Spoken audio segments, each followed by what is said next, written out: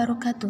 Saya Eli Septianingsih dari Prodi Ekonomi Syariah Sekolah Tinggi Agama Islam Tanbihul Ghafilin Banjarnegara semester 1 dengan NIM 4A 20210191. Oke, di sini saya akan membawakan materi sejarah masuknya Islam ke Indonesia.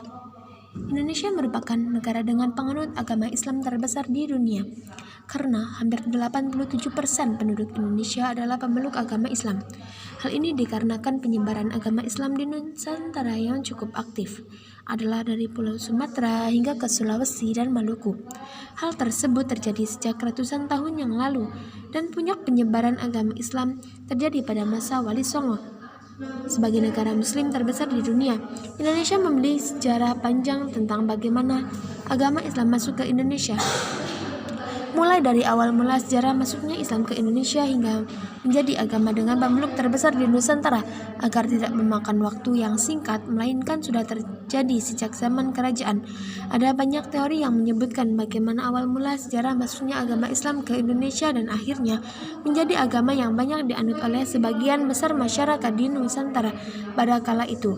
Teori-teori tersebut juga memiliki bukti hingga dipercaya sejarah masuknya agama Islam ke Indonesia sesuai dengan teori-teori yang ada. Sebagai teori sejarah masuknya agama Islam ke Indonesia tersebut dapat Gramdes pelajari dalam Ensiklopedia Sejarah Islam oleh Dr. Raghib As-Sirjani yang ada di bawah ini. Oke, dilanjutkan untuk itu. Berikut beberapa teori yang menawarkan bagaimana awal mula sejarah masuknya agama Islam ke Indonesia. Teori sejarah masuknya Islam ke Indonesia, ada banyak teori yang menerangkan bagaimana sejarah masuknya agama Islam masuk ke Indonesia. Dari semua teori tersebut, kebanyakan menggambarkan Islam masuk pada awal-awal Hijriah atau sekitar tahun 700 Masehi. Pada masa kekhalifahan Islam di tanah Arab, kekhilafahan tersebut mengutus utusannya untuk datang ke Nusantara dan menyebarkan agama Islam di Nusantara. Hal ini dibuktikan dengan adanya kampung Arab atau pemukiman Arab di pesisir barat pantai Sumatera yang banyak dijumpai oleh para pedagang pada masa itu. Dengan adanya pemukiman Arab inilah yang diyakini menjadi salah satu teori awal mula masuknya Islam di Indonesia. Namun, ada juga beberapa teori lain, misalnya teori dari India, teori Arab, teori Persia, dan teori Cina. Masuknya agama Islam di Indonesia memiliki banyak teori loh. Karena apa? Tidak ada yang mengetahui pasti kapan agama Islam mulai masuk ke Indonesia. Untuk itu, berikut kami berikan beberapa penjelasan teori masuknya agama Islam ke Nusantara. Satu, dari teori India atau Gujarat. Teori ini dicetuskan oleh George Dawes dan dikembangkan oleh Snook Horgan dengan kawan-kawan. Selain itu, teori ini atau teori Gujarat juga diyakini oleh sejarawan Indonesia Sucipto Wirja Suparto yang meyakini awal mula sejarah masuknya Islam di Indonesia adalah melalui India atau Gujarat. Teori India atau teori Gujarat adalah teori yang menyebutkan bahwa agama Islam masuk ke Indonesia melalui para pedagang dari India, Muslim Gujarat yang berdagang di Nusantara. Pada abad ke-13, para saudagar ini Gujarat yang datang dari Malaka kemudian menjalin relasi dengan orang-orang di wilayah barat di Indonesia. Kemudian setelah itu terbentuklah sebuah kerajaan Islam yang bernama Kerajaan Samudra Pasai. Banyak bukti yang menganut teori Gujarat ini, salah satunya adalah makam Malik As-Saleh yang merupakan salah satu pendiri Kerajaan Samudra Pasai. Corak dari batu nisan Malik As-Saleh sangat mirip dengan batu nisan yang ada di Gujarat. Bahkan makam salah satu wali songo yakni makam Maulana Malik Ibrahim juga memiliki batu nisan khas Gujarat seperti makam Malik As-Saleh. Yang kedua ada teori Arab atau Mekah. Kemudian selanjutnya ada teori yang merupakan teori Islam yang menyebutkan bahwa Islam masuk ke Indonesia langsung dari Arab atau Mekah. Pada masa kekhalifahan, teori ini didukung oleh Desvan Leur hingga Buya Maka atau Abdul Malik Karim Amrullah. Pada bukunya yang berjudul Sejarah Umat Islam yang terbit pada tahun 1997, Bunga Hamka menjelaskan bukit-bukit masuknya agama Islam di Indonesia. Bukti yang dimaksud Bunya makam ini adalah berupa sumber dari naskah kuno Cina yang menyebutkan bahwa sekelompok bangsa Arab yang bermukim di pesisir barat Pulau Sumatera pada tahun 625 Masehi. Selain itu, di kawasan tersebut yang pada saat itu merupakan kekuasaan kerajaan Sriwijaya yang juga ditemukan batu nisan yang bertulisan nama Syekh Rukunuddin yang wafat pada tahun 672 Masehi. Teori ini juga didukung oleh T.W. Arnold yang menyatakan bahwa pada masa itu bangsa Arab merupakan bangsa yang dominan dalam perdagangan ini Nusantara. Kemudian mereka menikah dengan warga pribumi yang berdakwah di Nusantara. Yang ketiga ada teori Persia atau Iran. Teori yang menyatakan bahwa asal mula sejarah masuknya agama Islam ke Indonesia dari negara Persia yang sekarang bernama negara Iran adalah teori yang didukung oleh Husain Jadiningrat dan Umar Amin Husain Jadiningrat. Berpendapat jika teori Persia ini selaras dengan asal mula masuknya Islam ke Indonesia.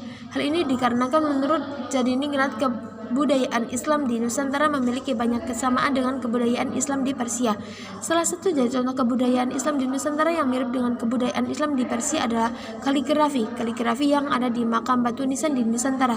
Ada pula beberapa ritual keagamaan seperti Tabat di daerah Bengkulu dan Taubid di daerah Sumatera Barat yang hampir sama persis dengan ritual keagamaan di Persia yang diadakan setiap tanggal 10 bulan Muharram.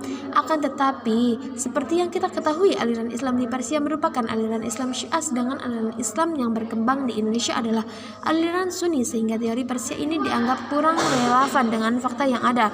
Yang keempat adalah teori Cina. Teori Cina merupakan teori yang menyebutkan bahwa asal mula sejarah masuknya agama Islam ke Indonesia berasal dari Cina. Agama Islam sendiri berkembang dengan Cina pada masa dinasti Islam masuk ke Cina sendiri dibawa oleh panglima muslim yang bernama Sa'ad bin Waqqas yang berasal dari Madinah pada masa kekhalifahan Utsman bin Affan.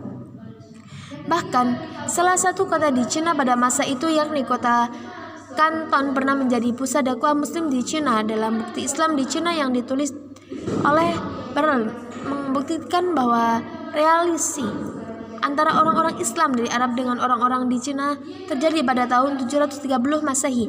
Kemasukan Islam ke Nusantara juga diyakini bersamaan dengan banyaknya migrasi orang-orang Cina Muslim ke Asia Tenggara, terutama wilayah Nusantara yang kebanyakannya memasuki wilayah Sumatera bagian selatan pada tahun 879 Masehi atau abad ke-9 Masehi. Bukti lain dari teori Cina ini adalah banyaknya pendakwah yang berasal dari keturunan Cina yang mempunyai pengaruh besar pada masa kerajaan Demak. Seperti kita ketahui, kerajaan Demak merupakan kerajaan Islam pertama di Pulau Jawa. Adapun buku sejarah yang ditulis oleh Nana Supritna yang menyebutkan bahwa Kesultanan Demak didirikan oleh Raden Patah yang merupakan putra dari Majapahit Islam ini.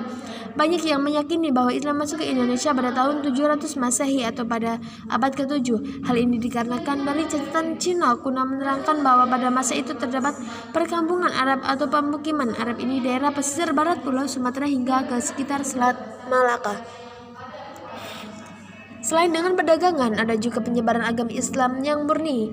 Memang berniat menyebarkan agama Islam dengan cara berdakwah. Salah satu contoh penyebar agama Islam di Nusantara yang sangat terkenal adalah para wali songo. Para wali songo tidak hanya menyebarkan agama Islam dengan cara mendakwah, namun juga mengajarkan agama Islam dengan cara mendekati masyarakat pribumi dan berbaur serta mengikut adat istiadat dan kehidupan sosial budaya di Nusantara. Di Kalimantan Islam masuk pada abad ke-18 hari ini terbukti dengan ditemukannya makam Islam kuno dengan atau batu nisannya, sedangkan di wilayah timur Indonesia Islam masuk melalui Sulawesi yang pada masa itu merupakan salah satu daerah yang memiliki kerajaan Islam dan tempatnya pun strategis untuk jalur perdagangan di wilayah timur Indonesia.